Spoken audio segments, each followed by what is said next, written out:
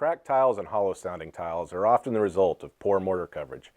When the tiles are removed, you can typically see the trowel marks swirled in every direction, just like on the day the tile was installed.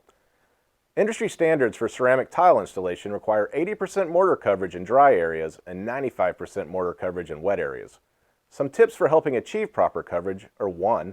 Consider using the flat side of the trowel to apply an even, thin coat of mortar across the back of the tile. This is sometimes referred to as back buttering or flat back troweling the tile. 2.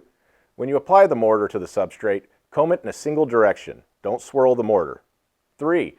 When you place the tile into the mortar, move it perpendicular to the direction in which you comb the mortar. This will help break down the mortar ridges and help achieve the needed coverage. Please call us at 800-992-6273 for help in selecting the appropriate mortar for your project. And visit our website for more helpful tips.